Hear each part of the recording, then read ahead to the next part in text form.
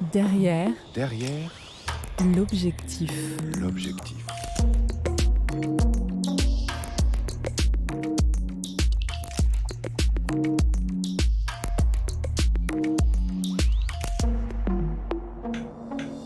Derrière l'objectif. Être journaliste, c'est pas résoudre des équations mathématiques, hein. C'est être face à des gens paradoxaux, imparfaits, essayer de saisir leurs pensées, pouvoir construire un récit tout en ne mentant pas. La réalité, on peut pas l'arranger. Soit on a vu ce qu'on a vu, soit on l'a pas vu.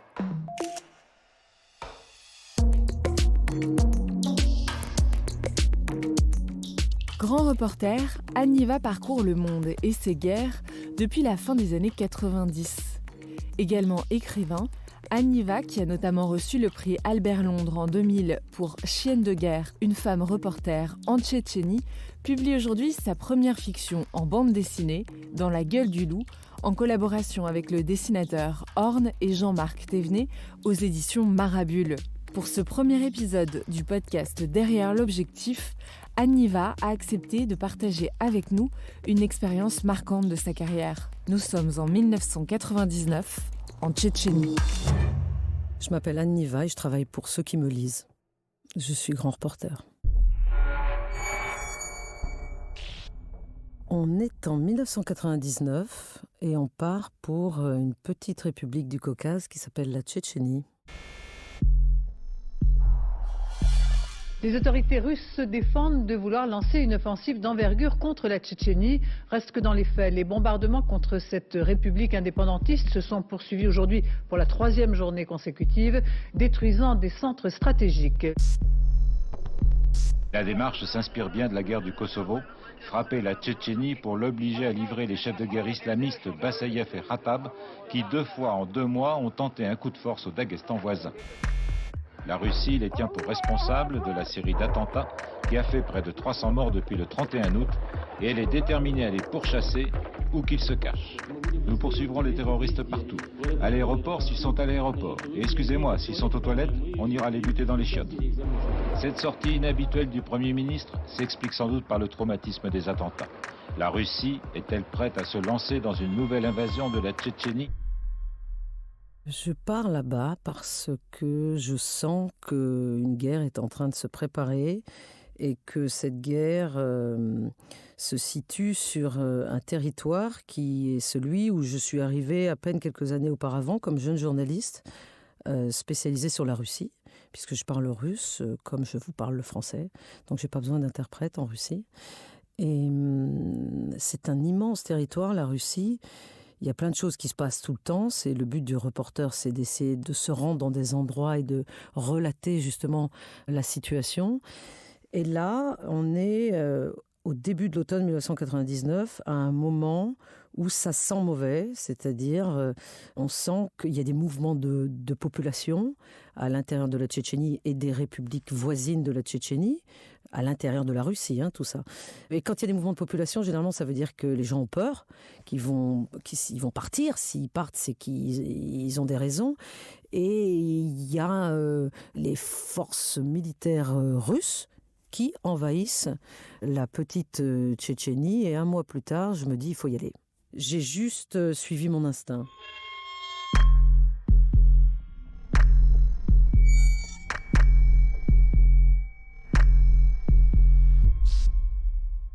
Il me faut bien sûr, comme tout reporter de terrain, quand il arrive sur le terrain, il faut trouver des informations. C'est-à-dire, il y a ce que le reporter voit lui-même, parce que déjà quand on va sur le terrain, on voit des choses, on observe, mais on a besoin d'interlocuteurs. On a besoin de parler à une multiplicité de sources pour pouvoir comprendre ce qui se passe.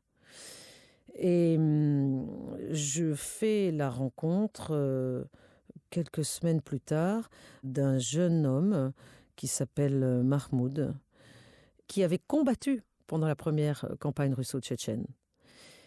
Et je lui dis, si tu veux m'accompagner dans la guerre, ou que je t'accompagne, parce que c'est mutuel finalement, il ne faut pas que tu sois combattant. Tu ne dois pas avoir d'armes avec toi. Mahmoud, je le rencontre à travers d'autres personnes, bien sûr, comme c'est souvent le cas. On tire un fil qui vous amène à une personne, qui vous amène à une autre personne, etc. C'est le début d'une grande aventure qui dure jusqu'à aujourd'hui, puisque cette personne, je la connais encore aujourd'hui, elle fait encore partie de ma vie, bien sûr.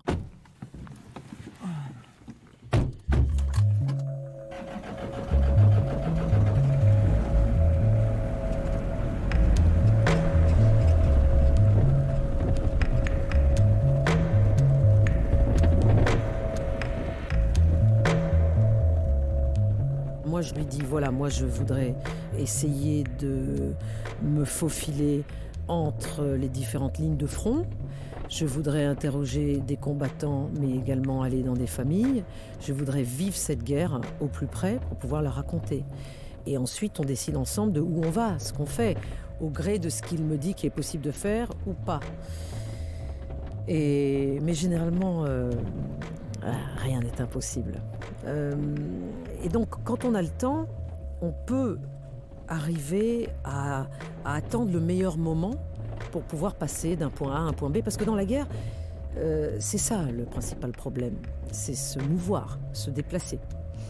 Là, en Tchétchénie, à ce moment-là, on pouvait quand même encore bouger avec Mahmoud au volant, de cette Jeep rouge défoncée, je me rappelle très très bien. Il y avait du carton en guise de pare-brise arrière. Mais elle nous a quand même sauvé la vie, cette Jeep. Et nous voilà en train d'essayer d'aller dans des villages pour essayer de comprendre où est la ligne de front, où sont les forces militaires russes, où elles se placent et comment vivent les villageois dans les endroits où l'armée est en train de se placer. C'était le début d'une grosse vague de bombardements d'artillerie lourde, d'artillerie légère, tout ça, je l'ai subi, et évidemment de bombardements aériens.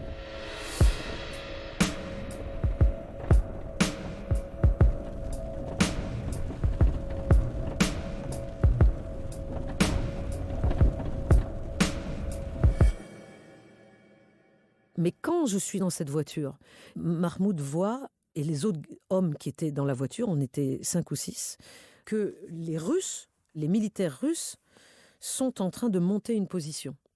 Juste au moment où on passe, c'est-à-dire juste à l'endroit où nous avons décidé de passer, croyant être tranquilles, ils sont en train de monter une position. Alors, ce qui est intéressant, mais tout ça je ne le savais pas, c'est que les militaires d'une armée régulière agissent sur ordre. Donc, ils mettent du temps avant de monter leur position. Et c'est grâce au fait qu'eux mettent du temps et que nous, on est très rapide, qu'on arrive à passer. Et donc, j'ai simplement le souvenir que Mahmoud dit aux autres, protégez-la. Et ils se mettent, les hommes qui étaient là, Amin, Mahmoud, se mettent tout autour de moi physiquement dans la voiture, derrière, puisque j'étais sur la place arrière, au milieu, pour me protéger au cas où les Russes décideraient de tirer. C'était ça, en fait, le but. Sauf qu'ils n'ont pas tiré parce qu'ils étaient en train de monter leur position. Ils étaient très occupés à monter cette position. Dieu merci pour nous. Mais ils nous ont vus passer. Ils nous ont vus passer et Mahmoud, par souci, par égard pour moi, a décidé cela. Tout ça, je l'ai compris qu'après.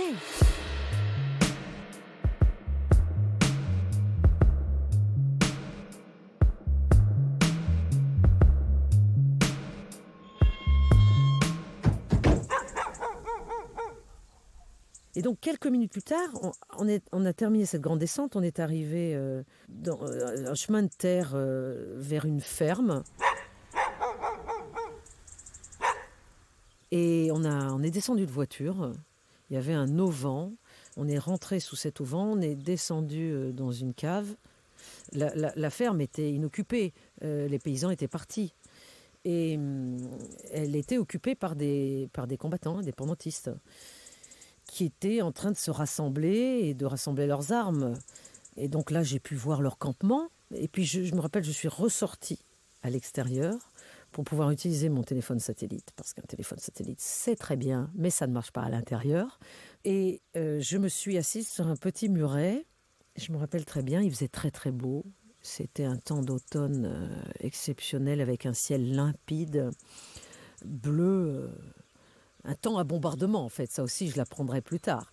C'est que quand il fait très beau, c'est beaucoup plus facile pour les pilotes des avions, des hélicoptères de lâcher leurs bombes là où ils ont envie de les lâcher.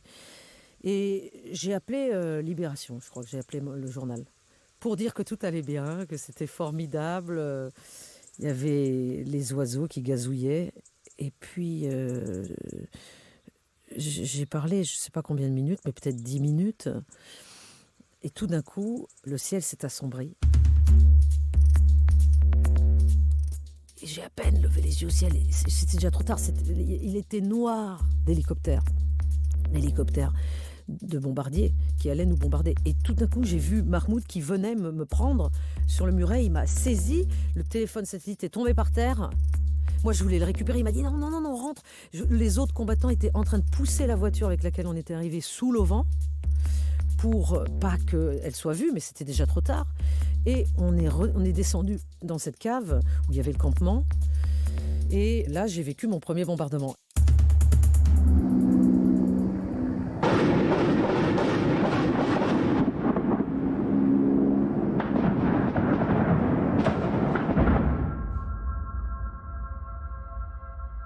Je me rappelle, je fumais cigarette sur cigarette. Je tremblais, j'allumais une cigarette, je la fumais, puis elle se terminait, puis j'en allumais une autre. Et puis il y avait cette effervescence démente de Mahmoud et les autres que je voyais fourbir leurs armes, aller chercher les missiles à l'épaule. Et puis ça a commencé à tirer, c'est-à-dire qu'on était sous un feu très dense.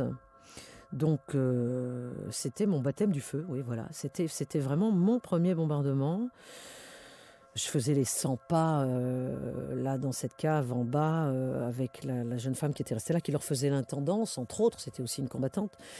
Et je me rappelle, il y avait cet escalier qui montait. Alors il montait, il descendait l'escalier à toute allure. Et puis il y avait je voyais ces lueurs, il y avait j'entrevoyais le ciel orange, les éclats. Il y a un éclat d'armes, de missiles brûlants qui est arrivé jusqu'à moi, jusqu'en bas de l'escalier. Ils ont commencé à jouer au foot avec. Et je me rappelle aussi du son, le son énorme. J'avais l'impression que mes tympans allaient éclater. On a l'impression que c'est ça qui va nous tuer. C'est comparable à rien d'autre. Et ça a duré, je sais pas, je dirais une heure, une petite heure, qui m'a semblé très longue.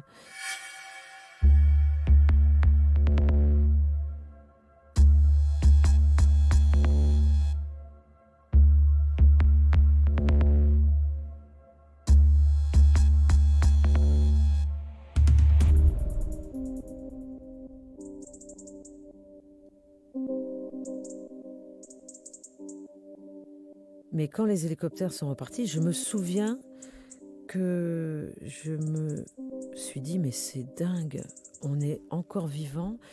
Et tout d'un coup, il y avait encore immédiatement les oiseaux qui chantaient, comme juste avant. C'est-à-dire qu'on avait l'impression d'avoir rêvé, quoi. Mais c'est ça, la nature, la vie sur Terre reprend toujours ses droits, elle revient immédiatement au statu quo ante, quoi. C'est-à-dire, il y avait juste eu un bombardement, mais on était revenu après le bombardement à comme si c'était avant. Sauf que de là où nous étions, aucun d'entre nous n'était mort. Il n'y avait pas eu d'impact direct sur là où nous étions, mais il s'agissait de savoir s'il y en avait eu alentour. Et il y en avait eu. Il y a eu des morts parmi les combattants qui, en fait, quand on était dans cette ferme, on était très près de la première ligne de front.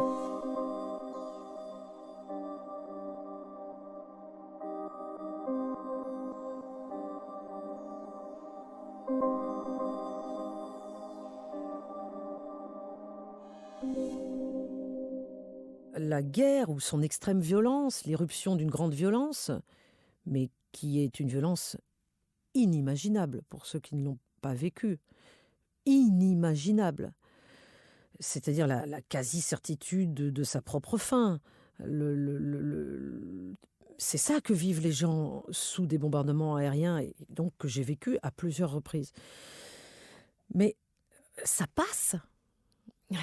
Le bombardement, il s'arrête. Et la vie reprend exactement comme avant. Mais c'est pour ça que j'ai toujours raconté, en fait, tous mes livres racontent finalement la même chose. et mes articles. C'est la vie dans la guerre. C'est-à-dire, et ce que j'aime dans la guerre, c'est pas la guerre, c'est la vie. Mais la vie, c'est ce que j'aime de toute façon. Là aussi, c'est ma façon de pratiquer le journalisme.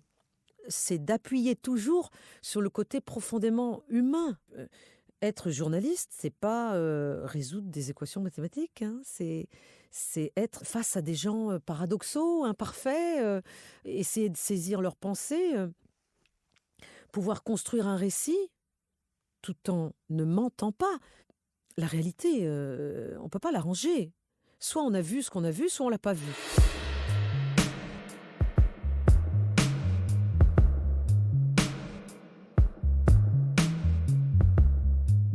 Si vous voulez, après avoir vécu tout ça, comme je peux dire maintenant a posteriori que j'ai commencé par la pire des guerres, parce que la Tchétchénie, c'était vraiment la pire.